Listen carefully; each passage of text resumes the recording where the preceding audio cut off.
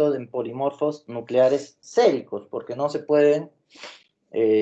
pueden pasar, ¿no?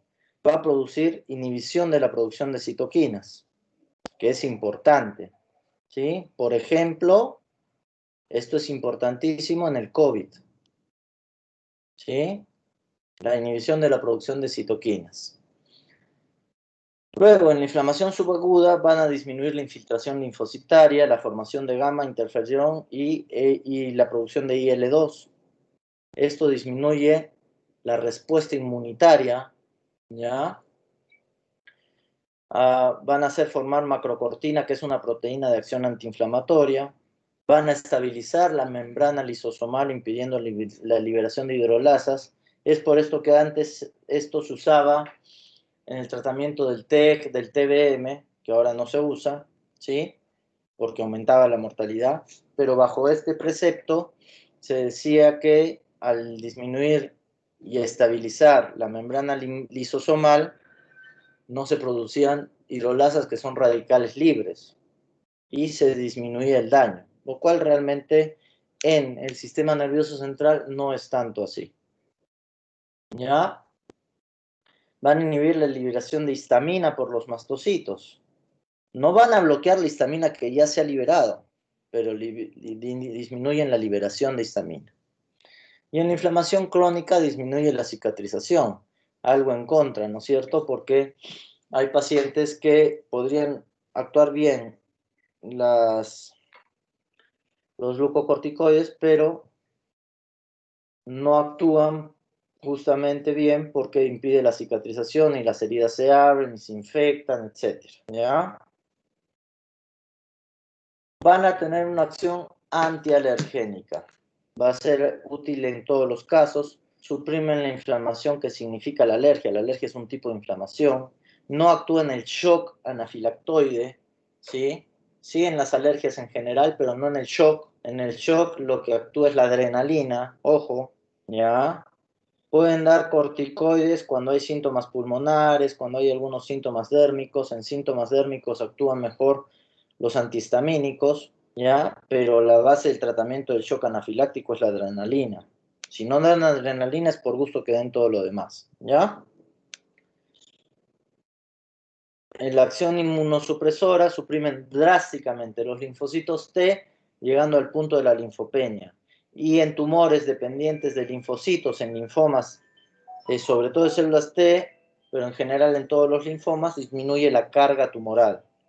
¿Ya? Bloquea la inmunidad celular, sirve para evitar el rechazo de órganos trasplantados, y esta acción inmunosupresora va a ser directamente proporcional a la dosis de corticoide. Nos sirve para el tratamiento de colágenopatías o de vasculitis, ¿sí? Y sobre todo la metilprednisolona, como ya les habíamos dicho, que es la de elección porque es rápida, dura mucho tiempo y a dosis altas dura más tiempo aún, 28 días.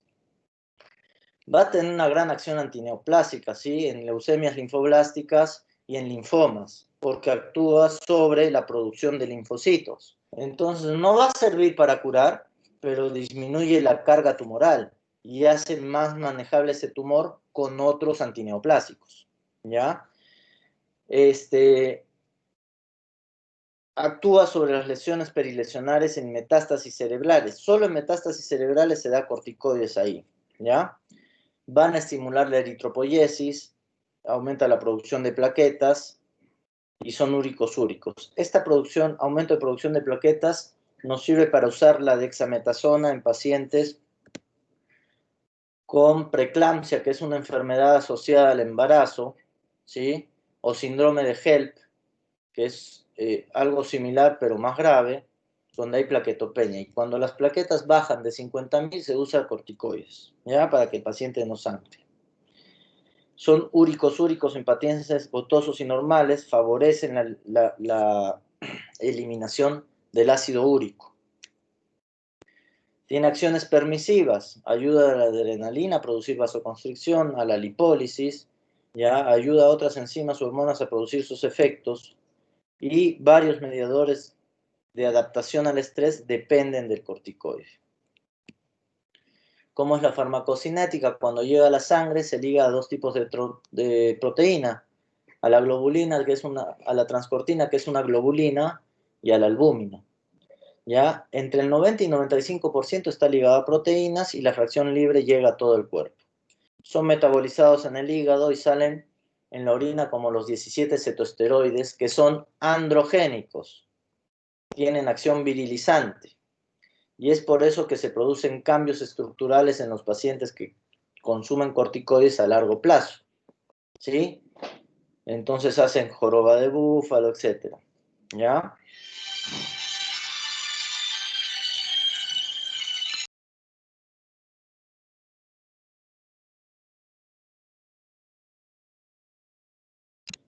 Bien, sobre el metabolismo orgánico, van a producir hiperglicemia por aumento de gluconeogénesis, impiden que la glucosa entre a la célula, lo poco que entra se va a convertir en glucógeno, ¿sí? En especial hígado y músculo, ¿ya? Van a tener una acción catabólica, ¿sí? Entonces consumen las proteínas convirtiéndolas en glucosa, eso es importante, ¿sí? Por eso tienen las piernas flaquitas, flaquitas y los brazos flaquitos estos pacientes. Tienen un efecto antianabólico, ¿sí? No se pueden formar nuevos aminoácidos y hay una gran pérdida muscular, ¿no? Por las dos acciones, porque las proteínas que tienen las desdoblan en glucosa y además impide la formación de nuevos aminoácidos. Van a movilizar lípidos a tronco y cara y actúa formando una fase de luna llena, esa cara de pelotita que tienen estos pacientes, va a acumular grasa en dorso, produciendo joroba de búfalo, va a disminuir la grasa en extremidades y asociado a la atrofia muscular, tienen las piernas flaquitas y los brazos flaquitos, va a estimular la lipogénesis, ¿sí? Sobre el metabolismo inorgánico, actúan en el receptor de la aldosterona en el túbulo cortoneado distal, ustedes que ya han hecho diuréticos, ¿sí? Y va a retener agua y sodio y elimina potasio, ¿ya? Va a haber un edema generalizado por aumento del volumen plasmático, ¿ya? Frenan la absorción intestinal de calcio y aumentan su ejerción, por eso estos pacientes pueden hacer fracturas asépticas o necrosis asépticas de la cabeza del fémur, o pueden tener más susceptibilidad a fracturas porque hacen osteoporosis, ¿sí? Entonces dense cuenta de que hay que pensarla 2 o 3 veces si vamos a dar corticoides a un paciente de manera crónica. Tenemos que estar seguros. Ya no es como antes que el corticoide era la panacea y se usaba para todo. Ya no, ¿sí? Porque muchas veces terminamos complicando al paciente. El corticoide es una hormona importante en nuestro organismo. En el aparato digestivo producen úlceras, aumentan el apetito, ¿sí? En el sistema nervioso central aumentan el estado de alerta, ¿sí? Y en pacientes que tienen predisposición van a hacer psicosis. Entonces tienen una contraindicación relativa, no absoluta, pero sí relativa, en pacientes esquizofrénicos. Solo se debe dar si es que el corticoide que estamos ofreciendo va a servir para salvarle la vida. Si no sirve para eso, no hay que dar, ¿sí? Porque la descompensación de un paciente psiquiátrico puede ser peor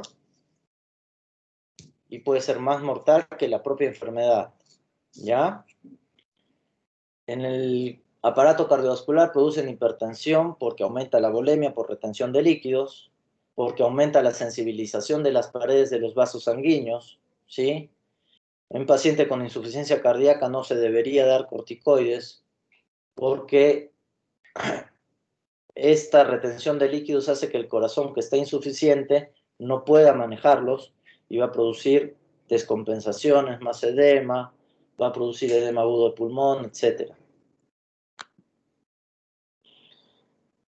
En endocrinos va a producir el Cushing terapéutico, es decir, los pacientes con facies de luna llena, con espalda de búfalo, van a ser gorditos, mujeres con hirsutismo, acné, estrías.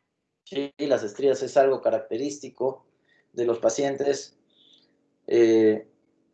con hipercortisolemia, edema, hipertensión arterial, eritrodermia porque aumenta la producción de eritrocitos, ¿se acuerdan? Y va a haber atrofia suprarrenal. Una cosa importante que tenemos que tener, hay pacientes que se hacen adictos a los corticoides.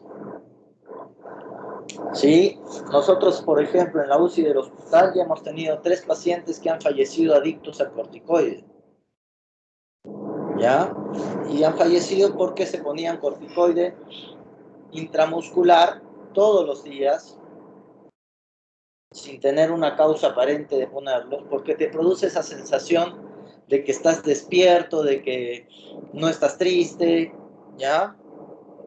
Entonces hay que tener mucho cuidado con los pacientes que ya te empiezan a pedir el corticoide, se está haciendo adicto, ¿ya? Y los va a llevar a la muerte porque se lo ponen intramuscularmente, como cualquier adicto, ¿sí?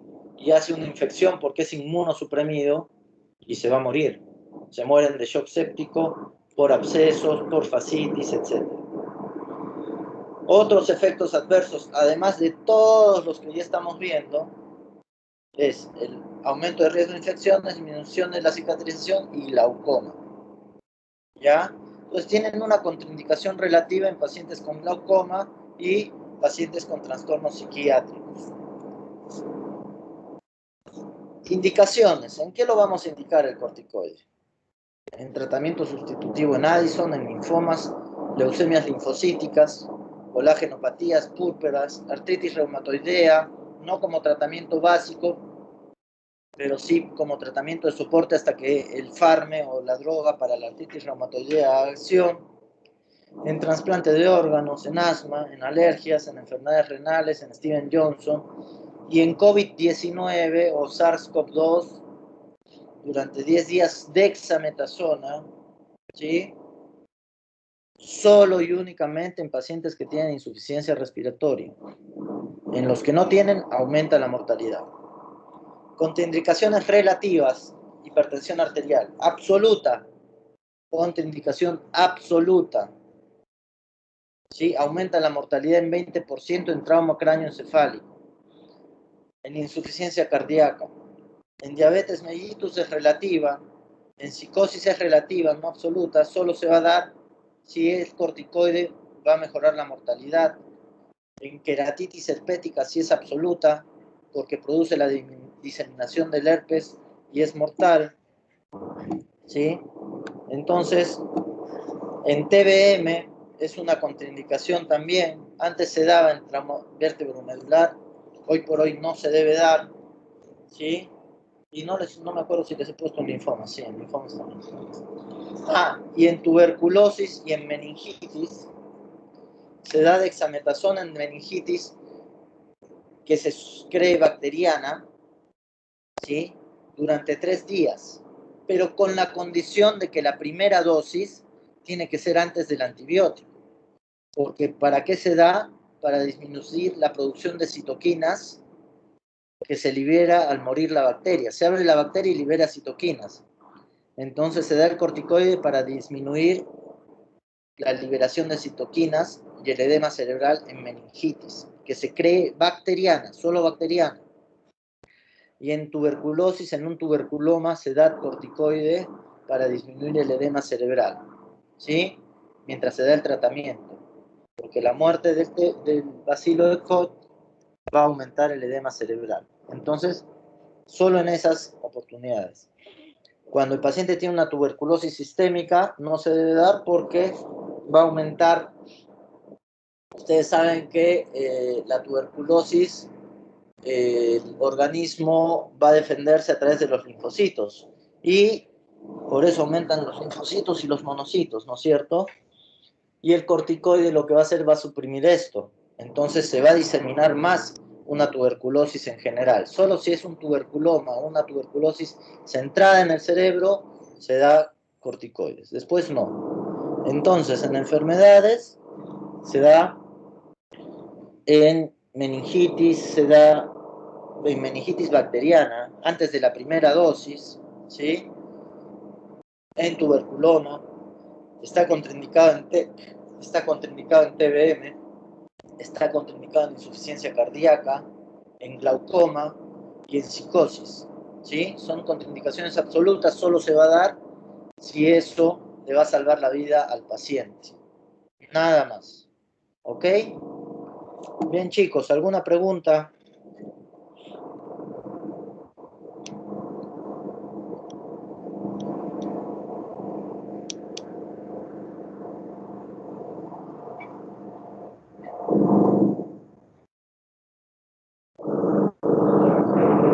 Bien, chicos, nos vemos en el examen. Un abrazo, cuídense.